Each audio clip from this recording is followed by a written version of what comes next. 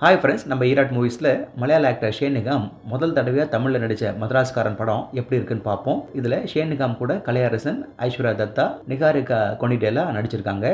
இதோட கதையில் சென்னையில் இருந்தாலும் சொந்த ஊரான புதுக்கோட்டையில் கல்யாணத்தை வச்சுக்க பிளான் பண்ணுறாரு சத்யமூர்த்தி.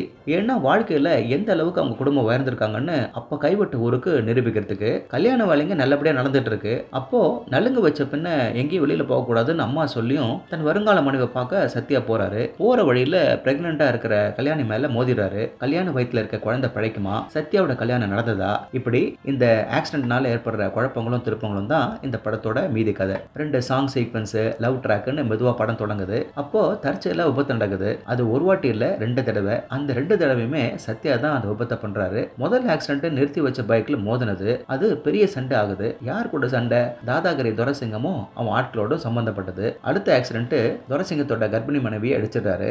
6 வருஷம் கழிச்சு இப்பதான் கரு உருவானது. இதனால 2 சைட்லயுமே அதோட பின்விளைவுகளை எதிர்கொள்றதால கதை பரபரப்பா போகுது.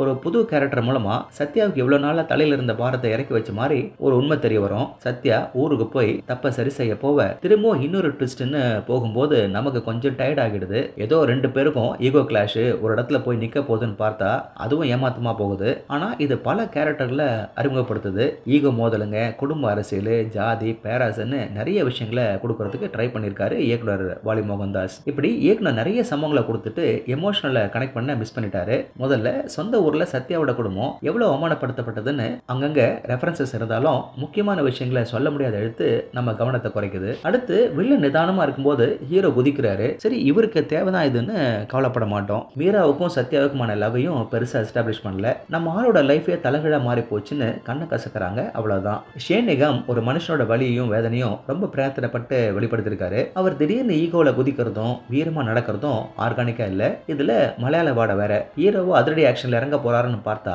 அவர் இறங்குறதுக்கு கொஞ்ச நேரம் ஆகுது. கலையரசன் எப்போதும் போல நீட்டான பெர்ஃபார்மன்ஸ் கொடுத்திருக்காரு. இந்த படத்துல தான் அவருக்கு எல்லாம் சரியா அமைஞ்சிருக்குன்னு நினைக்கிற வேலையில அந்த கிளைமேக்ஸ் ட்விஸ்ட் எல்லாத்தையும் காலி பண்ணிடுது. ஃபர்ஸ்ட் ஹாஃப்ல முக்கியமா இருந்த லேடி கேரக்டருங்க பாதி படத்துக்கு மேல காணாம போயிடுறாங்க. ஐஸ்வர்யா தத்தா ஒரு நம்பகத்தன்மையை கொடுக்கறதுக்கு டி கிளாமரஸ்டா வராங்க.